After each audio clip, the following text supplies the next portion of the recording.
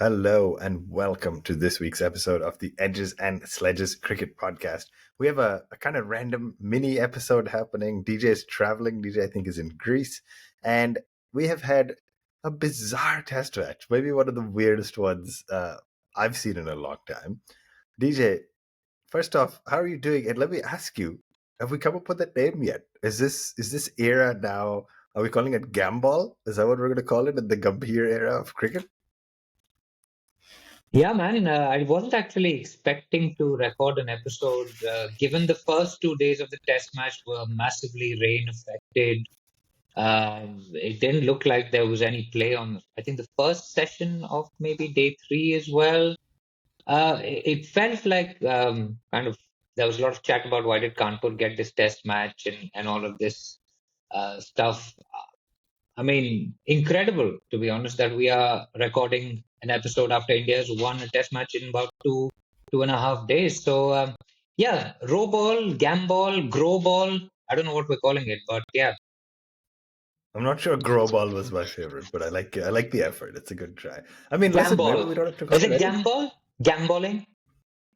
Man, Take the gam at least ball. living in the US, that sounds too much like gumball, which are those machines where you put in 25 cents and you get a little circle of gum. So I'm Not not a to be fan of confused gamball. with gambling. Not to be confused with gambling, which is illegal. Gamball. All right, we've clearly stayed right on track at the start of this episode. It's early morning for me. You're on vacation. Why don't we jump right into it? It was truly, truly, truly an absolutely bizarre test match. So I'll run down what happened very quickly. And again, I mean, I had honestly sort of lost interest in it. All the math scenarios were starting on, okay, if this gets washed out, what does it change for India in its World Test Championship pursuit? Because if you final pursuit, because as you think about it, we all the teams scoring points are scoring as a percentage of total available points, and a washout actually hurts you pretty significantly. And all of this matters if you haven't been following the specifics. But again, if you listen to this show, you were probably following it. Bangladesh ended up making 233 in their first innings, but they were 35-ish or for a couple of wickets. I'm just trying to make sure I updated correctly. They were 29 for two. As DJ puts his thumbs up, reminding you to like and subscribe, and the app is giving us some sort of bubbles, which is great. DJ, they were about 29. They were 29 for two, 75, 80 odd for three, and then ended up making 233. It was weird. Again, I think as I think about when they got all out, it was actually day 4 with about 45 overs, 55 odd overs to spare. Think about this for context, right? Day 4, we half the day done, about 45, 50 overs to spare, is when the first innings ends, first 10 wickets. At this point, what are you thinking? At this point, you're not thinking anything, right? There's no chance of a result. There's no chance of, it's not even going to be exciting. Right? Any kind of reactions you remember at this point?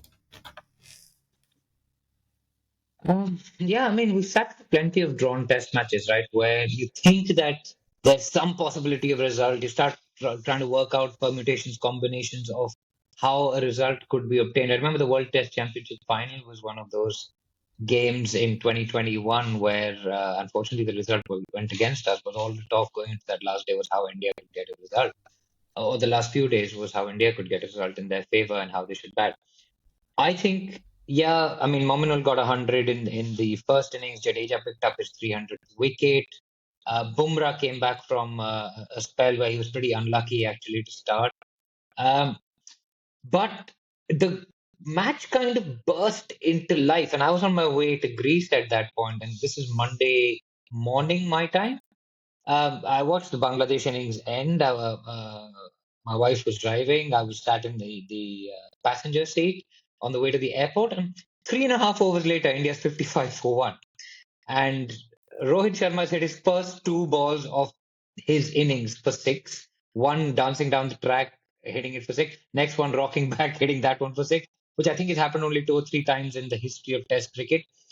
And it And then his third scoring shot was also a six. So at one point he was 18 off 5 balls. He had only hit 3 shots that scored runs, and all 3 were sixes, which is unbelievable. and it was genuinely a breakneck speed.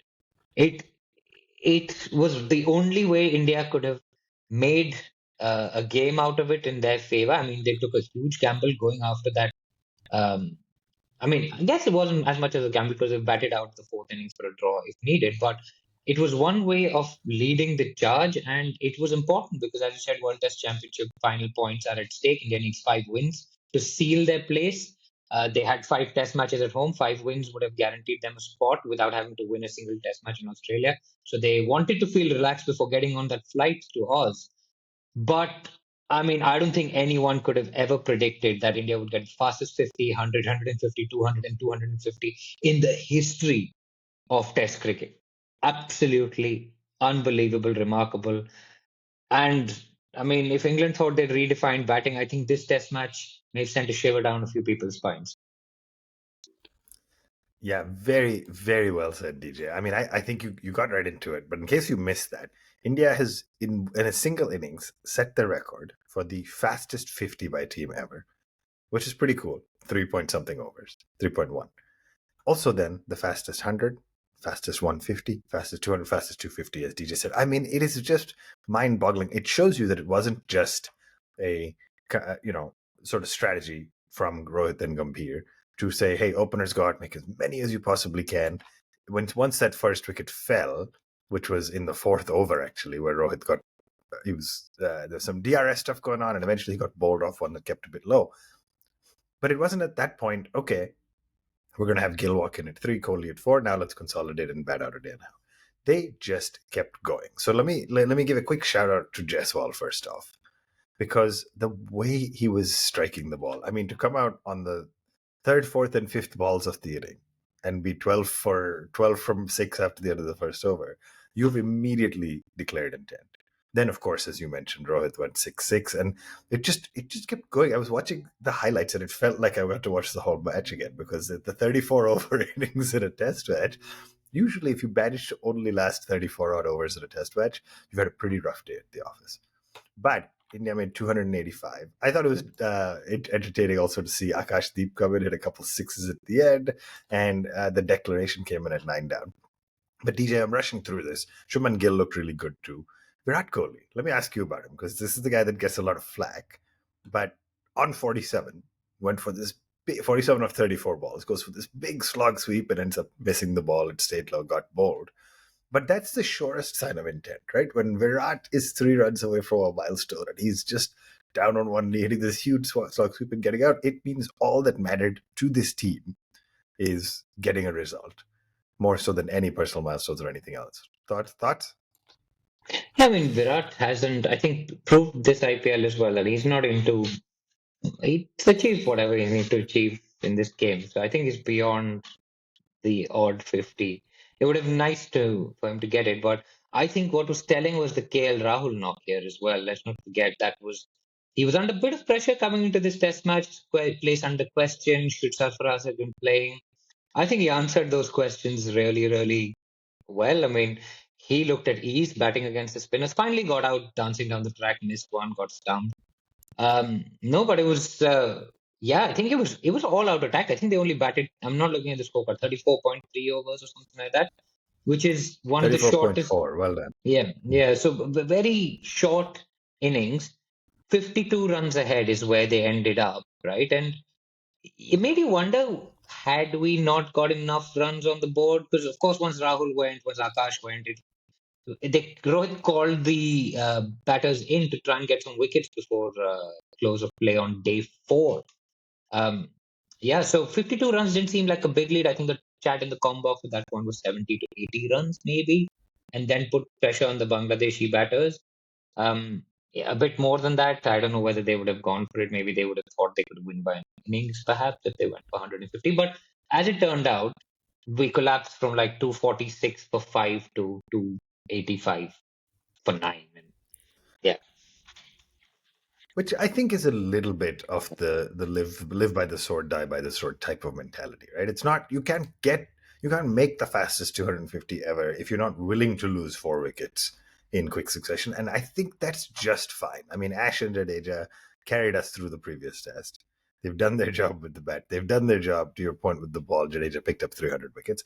And so now, as you sit here and say, yeah, if your goal is to score as many runs as you can, remember, till a few hours into day 4, till about a third of the way into day 4, Bangladesh was still batting their first innings. So to get those 10 wickets, come out in what is just over a session worth of play, make 285, get a 52-run lead in just over a session of play. I'm repeating it because it's still so staggering an accomplishment.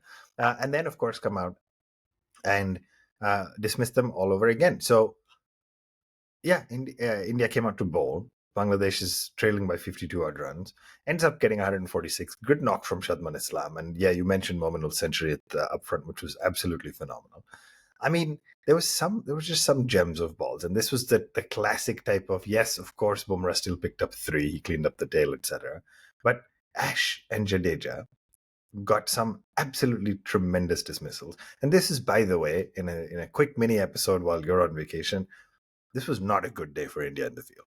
It's very important, or a good test for India in the field, I should say. So, DJ, how critical are these two guys? I mean, I've asked you this question a million times in the 7 years we've had the show. But in the second innings, to have Ash and Jadeja just come and clean up these guys. Ash picked up 3, Jadeja picked up 3. And then, oh, by the way, just waiting in the wings to clean up the tail pretty quickly is the world's best fast bowler across formats, Jasprit Bumrah. How great was that bowling spell to give us a shot at the game? No, unbelievable. I mean, of course, they were 26 for 2 at the end of day 4. As I said, we dropped catches as well, which wasn't great. I think KL Rahul put one down late of Akashdeep, which would have been nice because I would have had 3 down and it would have felt like more of a game. Bangladesh, remember, coming off a 2-0 victory in Pakistan. So this is not a team that's a pushover. They've beaten Pakistan at home with decks that was seaming around. Um, then Jadeja, and there was a bit of a partnership for the third wicket, right? And I think it was 55 runs that they put on. But then Jadeja strikes 3 wickets, and then 94 for 7, and all of a sudden you've got who else does Rohit call on? There's a little bit of a flutter towards the end. There's a few fours and things. I think there were a few loose balls, a few misfires that went away. But to bowl Bangladesh out, and Bangladesh have batted long periods in Pakistan, right? They've competed with Pakistan on the batting front. So this was a game that they shouldn't have lost. The pitch was not doing a lot. It wasn't turning square. It was effectively a third day pitch. It wasn't seeming crazily. There was a bit of low bounce. It wasn't. I mean, there was nothing wrong with the pitch. This was just sustained quality attacking bowling, both by our spinners as well as by our seamers. And I mean, when they bowled them out for 146, that was that was a magnificent session of play for India on day one because there was resistance, but they believed in self. They stuck at it. And I think what's exciting as an Indian cricket fan is yes, India won. Yes, they won in 2.5 days, and they've done that before. But it's the manner and the confidence with which they've owned this home patch again.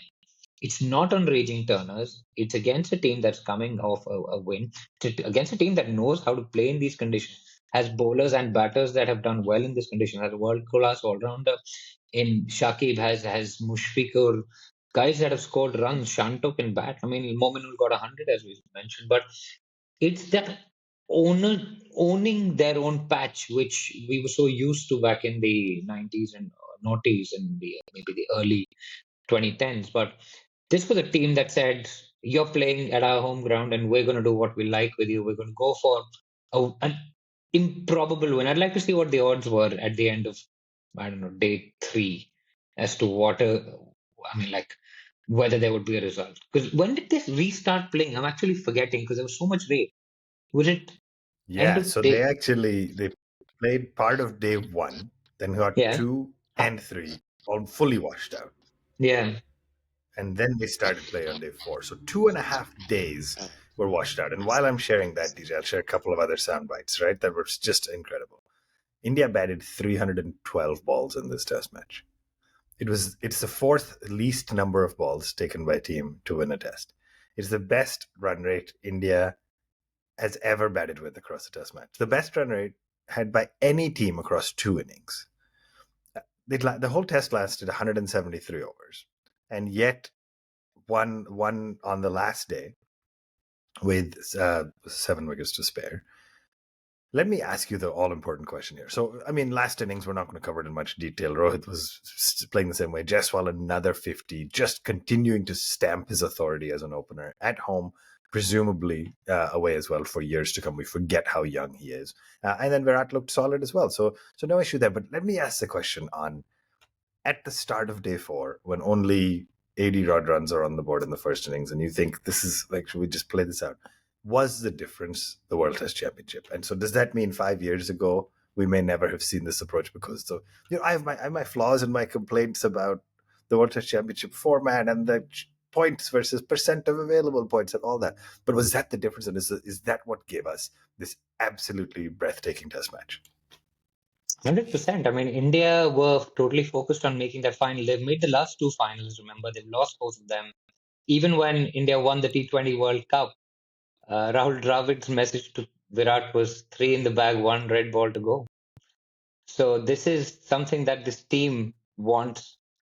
It's legacy making, right? You win a World Test Championship final, you're undisputably the best team in the world. I mean, India may over time prove that they are best across all like test formats, but they haven't got that ICC stamp of approval to prove it. They haven't got that silverware that's sitting in Australia, sadly. But I mean, the World Test Championship. Kudos to the organizers for making that more exciting. I wonder whether in the long run we'll regret India made the World Test Championship final if once they go to Australia. Not that they'll take their foot off the gas, but it would have made that given that tour a little bit more context. Of course, this assumes that they beat New Zealand 3-0. New Zealand aren't doing all that great in Sri Lanka at this point, but they would have had those experience of that conditions. The other thing to remember, 173 overs, right? How long ago were we sat on this podcast talking about two-day test matches and how it's bad for the game and this and that? Yeah, pretty good practice, eh? It was the Yeah, team I that mean, was well doing it. said. It And wasn't just the pitches. Let's remember that. It was a fantastic team. Skills. absolutely right. Absolutely right. Very well said. And I think it's interesting because it's a totally different ballgame to plan for a 5 day test match, have 2 days of it, and then be like, well, what do I do now? As opposed to losing 2 days in the middle, feeling that frustration as a fan, and then finding that energy to still come back and get a result. Totally different. DJ, you mentioned Australia, you mentioned ICC trophies, and you mentioned silverware, and I will be back to wrap up our episode about that very quickly. But India wraps up this series before New Zealand with some T20s. And so I'm going to run down the squad very quickly that's been announced since we last recorded. Sky is going to captain. A lot of changes versus the team that's been the test. I'm completely fine with that. I want our best test 11 focused on 3 New Zealand tests and then 5 big Australia tests. But Surya Kumar captains that squad. Rinku Singh is the only other kind of pure batter because then you get into Hardik Pandya, Riyan Parag, Shivam Dubey, Abhishek Sharma, Washington Sundar, Nitish Reddy, all batters who can bowl. Sanju Samson, Jitesh Sharma, wicket keepers, and then no major surprises with bowlers. Arshdeep, Harshit Rana, Ravi Bishnoi, and Varun Chakravarti got the 2 spinner looks, and then Mayank Yadav is back in the setup. So exciting to see him in the squad. We will talk a little bit about that in our next episode. We have 4 days off until the T20s start. It'll be nice to get some T20 cricket, but I'm still in test match mode. I'm ready to be back. I'm ready for the New Zealand test. They can't come fast enough. And then as we wrap up this series, DJ, we are exactly at this point 1 day away from the start of the ICC Women's T20 World Cup. And I cringe because I thought about asking you about predictions and I thought about how are we going to cover this, and I can't help but think Australia is just in the driver's seat to pick up yet another piece of ICC silver, yet another women's ICC trophy. So we're not going to do the full preview today because we're running out of time, but ICC Women's T20 World Cup starts soon. India hasn't had the best run in the last little while as a team. However, since the WPL, we've seen a lot of kind of individual players step up. We've had a lot of new players start to show up at the forefront. So, DJ, let me quickly ask you for your thoughts about the Women's T20 World Cup and any finalist winner predictions, and then we will wrap up and you can go back to your vacation. Thoughts? How are you feeling about it? Yeah, exciting times. Eh? Harmanpreet, I think, gave a press conference recently, which she said we're ready now. It's probably time for it. Remember, we had an Indian captain lift the WPL trophy this year, opposed to a Australian captain. So maybe the tide is about to change. Of course, it was heartbreak for Delhi Capitals fans while the RCB women lifted that trophy. But look, I think it's going to be sort of the usual four suspects that are going to be in the semi-finals, right? So it's going to be India, Australia, England. and South Africa. I don't know whether anybody else is going to challenge those four teams. Maybe a bit of New Zealand, but I think those are the four teams that are going to make it to the. Although Sri Lanka did beat India in the Asia Cup, so maybe they're kind of dark horses to challenge those four teams. But yeah, once you get to the knockouts, as we know, anything can happen, right? So let's hope that the girls bring it home this time. Um, it's been heartbreaking being an Indian cricket fan over the last few years. The tide has started changing with the T20 World Cup, with the brilliance of the Surya catch and the Hardik last over and the Bumrah a few overs and stuff. So let's hope that there's a bit of change in luck. You just need that little bit of luck to go your way in the knockout games. So let's hope that that goes the way of the Indian girls. But Ashwin, while we're on T20, given you sent us that screenshot of the IPL rules, talk me through the Dhoni rule, right? Like, 'cause it has been 20 minutes, 50 seconds. We haven't talked about MS Dhoni on the podcast yet. Yeah, man. First off, kudos to you for making it 20 minutes. It's probably the combination of being on vacation, audio issues, etc. So again, we apologize for the poor quality audio as we're trying to record this frenetic episode. But yeah, actually, we should talk about it in more detail next time. One of the big pieces of news in the world of cricket that I can't believe I forgot to talk was the IPL retention rules have been announced, and it seems like at a high level, there's a few kind of key things. The first of which is 6 players can be retained, which is more than I think folks had thought. I had thought it would be closer to 5. That's a combination of 5 retentions and a right to match. There's all sorts of details. They've set the purse at 120 crores, but if you start doing the math, if you choose to retain all 6 players, you will use up a significant portion of that. I think it's 75 crores, which is going to be very, very interesting to see. Can you retain 6 of your core if you're a Mumbai Indians kind of side and still build out a healthy squad with lots of depth for the remainder? So that's going to be really interesting. A couple other big ones, right? Overseas players. This is really big. They say if an overseas player registers, which they now have to register, then and then pulls out after getting a bid, they will be ineligible to play for 2 years. That is huge. DJ, we've seen some marquee players register, get a bid, and then pull out of the tournament, which has caused some issues for squad composition. At the same time, some of them have been for all kinds of things, right? Family reasons, personal reasons, health issues, etc. So I don't think that's very enforceable, and I don't exactly know how they're going to do it. But I think they're trying to create a disincentive structure from saying, listen, only sign up if you, all things considered, are going to do your best to play. I'm sure there will be exceptions for one-off circumstances. And then there's some math stuff on the how an overseas player can't become the most expensive, etc., which is also important. But then what's really interesting, I'm going to read the rule out. It says a capped Indian player will become uncapped if the player has, in the last 5 calendar years preceding the year in which the relevant season is held, not played in the starting 11 in international cricket, in brackets, test match, ODI, T20 international. So pause there. This is like lawyer legalese. So that's part 1. Or does not have a central contract with BCCI. This will be applicable for Indian players only. I mean, that first part of the sentence is fair. There are not that many players who haven't played for 5 full years. I guess, has it been 5 since MS? No, he played less than 5 years. So there are not that many players who haven't played for India for 5 full years and are still in the contention for IPL cap players. So it's fine. And then you keep reading it. You say, or do not have a central contract. And suddenly you're like, wait a minute. There are quite a lot of these guys who don't have a central contract, but are obviously highly decorated players, etc. So I'll pause. DJ, can you think of MS Dhoni, Shreyas Iyer, and some of these guys being uncapped players for the purposes of an auction and for fantasy cricket, etc.? That's what I was going to say. How great is it going to be for fantasy cricket that you can make uncapped changes unlimited, right? No, MS Oh, Dhoni hasn't played for 5 years because his last game was in 2019 in June. So for India, he may have oh, June. retired Okay. later, So it's but like it the was. wording is that you Yeah, haven't yeah, played. It's not when you've officially yeah, retired from 1929 hours on 15th August or whatever, yeah, right? yeah, yeah. But the other thing is insane. The thing about the central contracts. And of course, Shreyas Iyer famously lost his central contract earlier this year because of back issues and injuries, and he didn't play domestic cricket. And Ishan Kishan, I think, is in the same similar boat. And remember, Ishan Kishan was the highest paid player at the mega auction last time round. He bid 15 crores. He got a 15 crore bid from Mumbai Indians. So for a IPL winning captain, the current holder of the trophy. Are we sure that Shreyas doesn't have any kind of central contract at all? Maybe he lost a grade A He, contract. I don't know what central he was contract actually definitely means. no, he was definitely left out.